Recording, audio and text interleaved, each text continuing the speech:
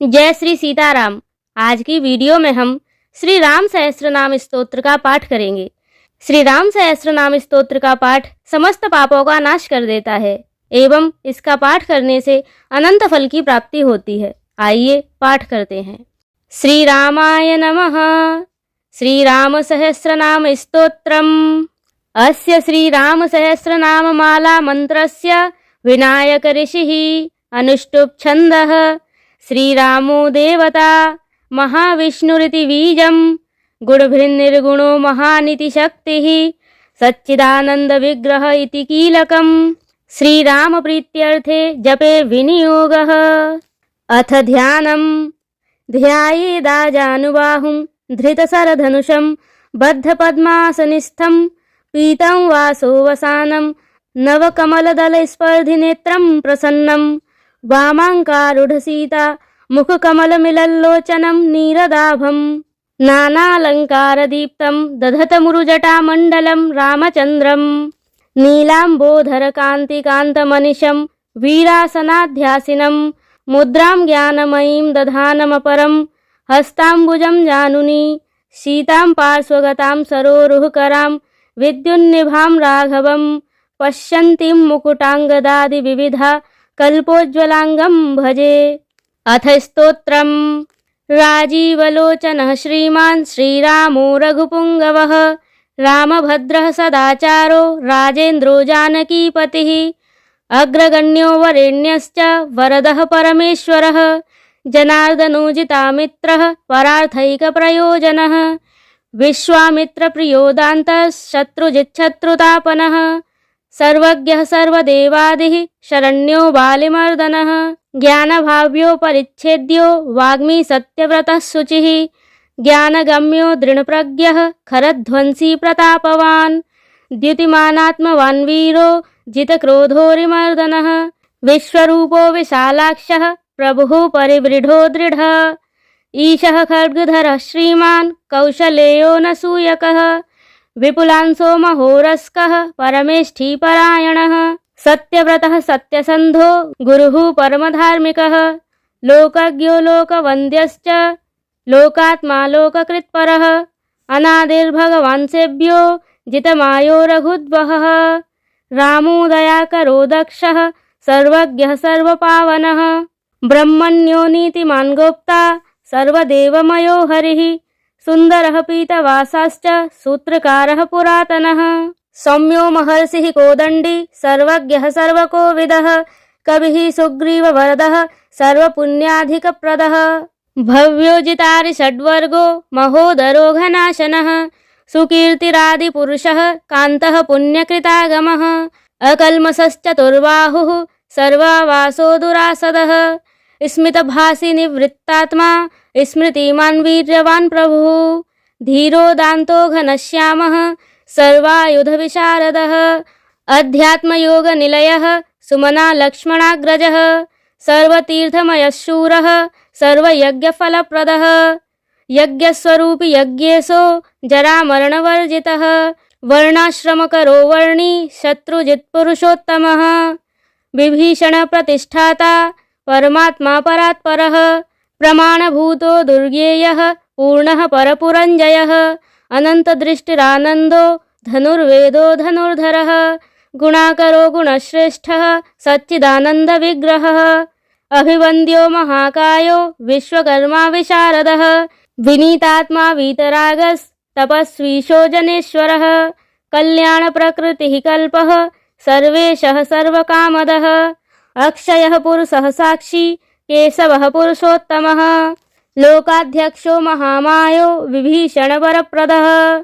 आनन्दविग्रहो ज्योतिर्हनुमत्प्रभुरव्ययः भ्राजिष्णुः सहनो भोक्ता सत्यवादी बहुश्रुतः सुखदः कारणं कर्ता भवबन्धविमोचनः देवचूडामणिर्नेता ब्रह्मण्यो ब्रह्मवर्धनः संसारोत्तारको रामः सर्वदुःखविमोक्षकृत् विद्वत्तमो विश्वकर्ता विश्वहर्ता च विश्वकृत् नित्यो नियतकल्याणः सीताशोकविनाशकृत् काकुत्स्थः पुण्डरीकाक्षो विश्वामित्रभयापः मारीचमथनो रामो विराधवधपण्डितः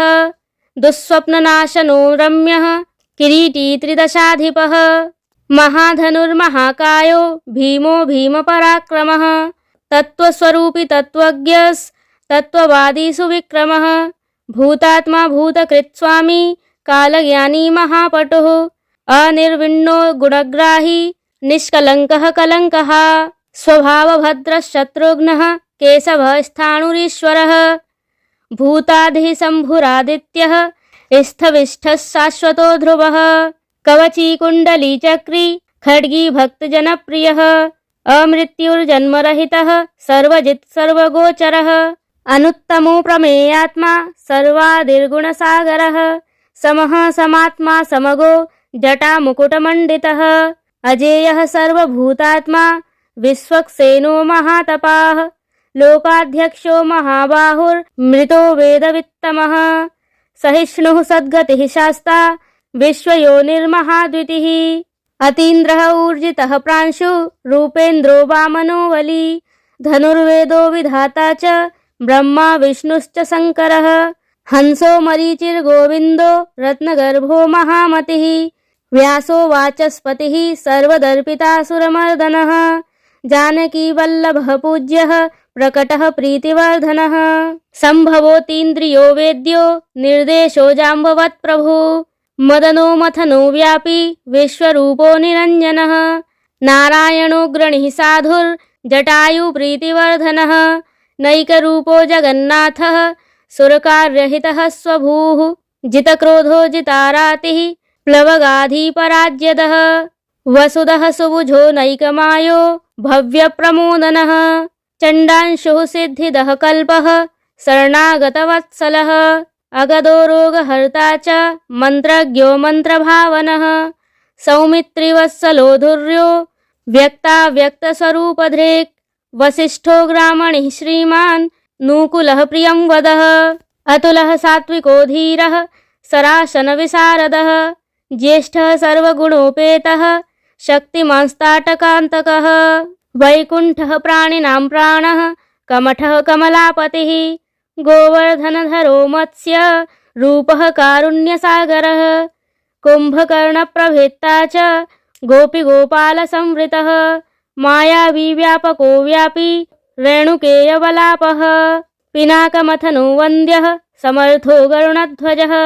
लोकत्रयाश्रयो लोकचरितो भरताग्रजः श्रीधरः सद्गतिर्लोकः साक्षी नारायणो बुधः मनोवेगी मनोरूपी पूर्णः पुरुषपुङ्गवः यदुश्रेष्ठो यदुपतिर्भूता वासः सुविक्रमः तेजोधरो धराधारश्चतुर्मूर्तिर्महानिधिः चाणूरमर्दनो दिव्यः शान्तो भरतवन्दितः शब्दातिगो गभीरात्मा कोमलाङ्गः प्रजागरः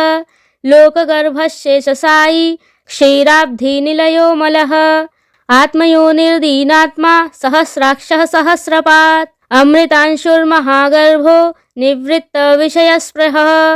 त्रिकालज्ञो मुनिस्साक्षी विहाय सगतिः कृती पर्जन्यः कुमुदो भूता वासः कमललोचनः श्रीवत्सवक्षः श्रीवासो वीरः लक्ष्मणाग्रजः लोकाभिरामो लोकारिमर्दनः सेवकप्रियः सनातनतमो मेघः श्यामलो राक्षसान्तकृत् दिव्यायुधधरः श्रीमान् प्रमेयो जितेन्द्रियः भूदेववन्द्यो जनकप्रियकृतप्रपितामहः उत्तमः सात्विकः सत्यः सत्यसन्धस्त्रिविक्रमः सुवृतः सुलभः सूक्ष्मः सुघोषः सुखदः सुधी दामोदरोच्युतः सारङ्गी वामनो मधुराधिपः देवकीनन्दनः शौरिः शूरः कैटभमर्दनः सप्ततालप्रभेत्ता च मित्रवंशप्रवर्धनः कालस्वरूपी कालात्मा कालः कल्याणदः कविः संवत्सर ऋतुः पक्षो ह्यनं दिवसो युगः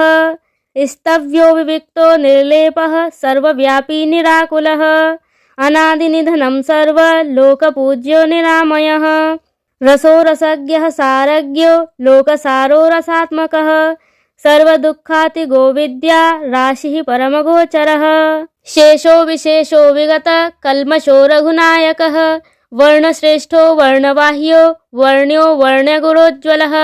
कर्म साक्ष्यमरश्रेष्ठो देवदेवः सुखप्रदः देवाधिदेवो देवर्षिर्देवासुरनमस्कृतः सर्वदेवमयश्चक्री सारङ्गपाणि रघुत्तमः मनोबुद्धिरहङ्कारः प्रकृतिः पुरुषो व्ययः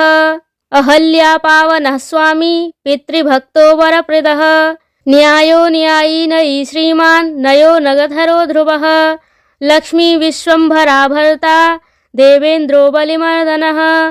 वाणारिमर्दनो यज्वानुत्तमो मुनिसेवितः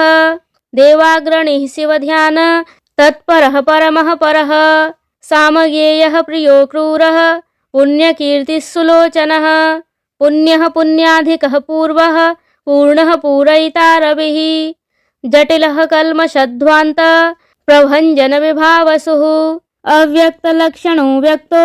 दशास्य द्वीपकेसरी कलानिधिः कलानाथो कमलानन्दवर्धनः जयी जितारिः सर्वादिः शमनो भवभञ्जनः अलङ्करिष्णुर्चलो रोचिष्णुर्विक्रमोत्तमः आशुः शब्दपतिः शब्दा गोचरो रञ्जनो रघुः निःशब्दः प्रणवो माली स्थूलः सूक्ष्मो विलक्षणः आत्मयोनिर्योनिश्च सप्तजिह्वः सहस्रपात् सनातनतमस्रग्वी पेशलोजविनाम्बरः शक्तिमान् शङ्खभिन्नाथः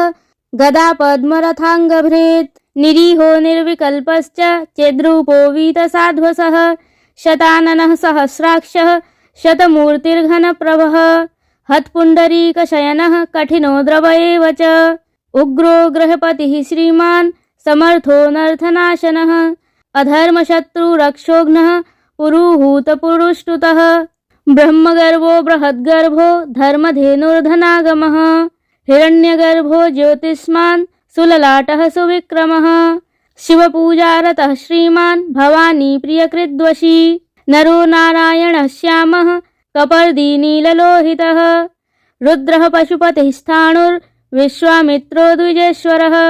मातामहो मातरिश्वा विरिञ्चो विष्टरश्रवाः अक्षोभ्यः सर्वभूतानां चण्डः सत्यपराक्रमः बालखिल्यो महाकल्पः कल्पवृक्षः कलाधरः निदाघस्तपनो मोघः श्लक्षणः परबलापहरेत् कबन्धमथनो दिव्यः कम्बुग्रीवशिवप्रियः शङ्खोनिलः सुनिष्पन्नः सुलभः शिशिरात्मकः असंसृष्टोऽतिथिसूरः प्रमाथी पापनाशकृत् वसुश्रवाः कव्यवाहः प्रतप्तो विश्वभोजनः रामो नीलोत्पलश्यामो ज्ञानस्कन्धो महाद्युतिः पवित्रपादः पापारिर्मणिपूरो नभो गतिः उत्तारणो दुष्कृतिः दुर्धर्षो दुस्सहो भयः अमृतेशो मृतवपुर्धर्मी धर्मः कृपाकरः भर्गो विवस्वानादित्यो योगाचार्यो दिवस्पतिः उदारकीर्तिरुद्योगी वाङ्मयः सदसन्मयः नक्षत्रमालिनाकेशः स्वाधिष्ठानः षडाश्रयः चतुर्वर्गफलो वर्णी शक्तित्रयफलं निधिः निधानगर्भो निर्व्याजो गिरीशो व्यालमर्दनः श्रीवल्लभः शिवारम्भः शान्तिर्भद्रः समञ्जसः भूषयो भूतिकृद्भूतिर्भूषणो भूतवाहनः अकायो भक्तकायस्थः कालज्ञानी महावटुः परार्थवृत्तिर्चलो विविक्तः श्रुतिसागरः स्वभावभद्रो मध्यस्थः संसारे भयनाशनः वेद्यो वैद्यो व्यद्गोप्ता सर्वामरमुनीश्वरः सुरेन्द्रः करणं कर्म कर्मकृत् कर्म्यधोक्षजः ध्येयो धुर्योधराधीशः संकल्पः शर्वरीपतिः परमार्थगुरुर्वृद्धः शुचिराश्रितवत्सलः विष्णुर्जिष्णुर्विभुर्वन्द्यो यज्ञेशो यज्ञपालकः प्रभविष्णुर्ग्रसिष्णुश्च लोकात्मा लोकभावनः केशवः केशिः काव्यः कविः कारणकारणम् कालकर्ता कालशेषो वासुदेवः पुरुष्टुतः आदिकर्ता वराहश्च माधवो मधुसूदनः नारायणो नरो हंसो विश्वक्सेनो जनार्दनः विश्वकर्ता महायज्ञो ज्योतिष्मान् पुरुषोत्तमः वैकुण्ठः पुण्डरीकाक्षः कृष्णः सूर्यः सुरार्चितः नारसिंहो महाभीमो वक्रदंष्ट्रो नखायुधः आदिदेवो जगत्कर्ता योगीशो गरुणध्वजः गोविन्दो गोपतिर्गोप्ता भूपतिर्भुवनेश्वरः पद्मनाभो हृषीकेशो धाता दामोदरः प्रभुः त्रिविक्रमस्त्रिलोकेशो ब्रह्मेशः प्रीतिवर्धनः वामनो दुष्टदमनो गोविन्दो गोपवल्लभः भक्तप्रियोच्युतः सत्यः सत्यकीर्तिर्धृतिः स्मृतिः कारुण्यं करुणो व्यासः पापः शान्तिवर्धनः सन्न्यासी शास्त्रतत्त्वज्ञो मन्दराद्रिनिकेतनः वदरीनिलयः शान्तस्तपस्वी वैद्युतप्रभः भूतावासो गुहावासः श्रीनिवासः श्रियपतिः तपोवासो मुदावासः सत्यवासः सनातनः पुरुषः पुष्करः पुण्यः पुष्कराक्षो महेश्वरः पूर्णमूर्तिः पुराणज्ञः पुण्यदः प्रीतिवर्धनः शङ्खी चक्री गदीशाङ्गी लाङ्गली मूषली हली किरीटी कुण्डलीहारी मेखली कवची ध्वजी योद्धा जेता महावीर्यः शत्रुजिच्छत्रुतापनः शास्ता शास्त्रकरः शास्त्रं शङ्करः शङ्करस्तुतः सारथिः सात्विकः स्वामी सामवेदप्रियः समः पवनः संहतः शक्तिः सम्पूर्णाङ्गः समृद्धिमान् स्वर्गदः कामदः श्रीदः कीर्तिदो कीर्तिनाशनः मोक्षदः पुण्डरीकाक्षः क्षीराब्धिकृतकेतनः सर्वात्मा सर्वलोकेशः प्रेरकः पापनाशनः सर्वव्यापी जगन्नाथः सर्वलोकमहेश्वरः सर्गस्थित्यन्तकृद्देवः सर्वलोकसुखावहः अक्षय्यः शाश्वतोऽनन्तः क्षयवृद्धिविवर्जितः निर्लेपो निर्गुणः सूक्ष्मो निर्विकारो निरञ्जनः सर्वोपाधिविनिर्मुक्तः सत्तामात्रव्यवस्थितः अधिकारी विभुर्नित्यः परमात्मा सनातनः अचलो निर्मलो व्यापी नित्यतृप्तो निराश्रयः श्यामो युवा लोहिताक्षो दीप्तास्योमितभाषणः अजानुबाहुः सुमुखः सिंहस्कन्धो महाभुजः सत्यवान् गुणसम्पन्नः स्वयं तेजः सुदीप्तिमान् कालात्मा भगवान् कालः कालचक्रप्रवर्तकः विश्वसृड् विश्वगोप्ता च विश्वभोक्ता च शाश्वतः विश्वेश्वरो विश्वमूर्तिर्विश्वात्मा विश्वभावनः सर्वभूतसुहृच्छान्तः सर्वभूतानुकम्पनः सर्वेश्वरेश्वरः सर्वः श्रीमानाश्रितवत्सलः सर्वगः सर्वभूतेशः सर्वभूताशयस्थितः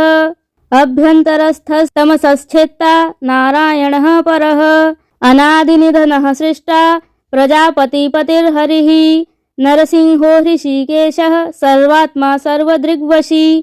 जगतस्तस्थुश्चैव प्रभुर्नेता सनातनः कर्ता धाता विधाता च सर्वेषां प्रभुरीश्वरः सहस्रमूर्तिर्विश्वात्मा विष्णुर्विश्वदृग्व्ययः पुराणपुरुषः स्रष्टा सहस्राक्षः सहस्रपात् तत्त्वं नारायणो विष्णुर्वासुदेवः सनातनः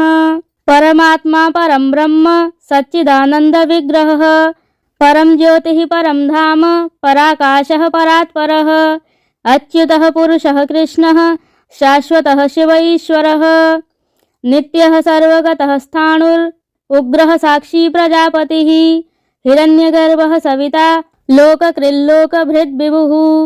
रामः श्रीमान् महाविष्णुर्जिष्णुर्देवहितावहः तत्त्वात्मा तारकं ब्रह्म शाश्वतः सर्वसिद्धिदः अकारवाच्यो भगवान् श्रीर्भूलीलापतिः पुमान् सर्वलोकेश्वरः श्रीमान् सर्वज्ञः सर्वतोमुखः स्वामी सुशीलः सुलभः सर्वज्ञः सर्वशक्तिमान् नित्यः सम्पूर्णकामश्च नैसर्गिकसुहृत्सुखी कृपापीयूषजलधिः शरण्यः सर्वदेहिनां श्रीमान्नारायणः स्वामी जगतां पतिरीश्वरः श्रीशः शरण्यो भूतानां संश्रिताभीष्टदायकः अनन्तः श्रीपतिरामो गुणभृन्निर्गुणो महान्। इति श्री आनंद रामायणे वाल्मीकिये श्री राम सहस्रनाम स्तोत्रम संपूर्णम। प्रेम से बोलिए जय जय श्री सीताराम।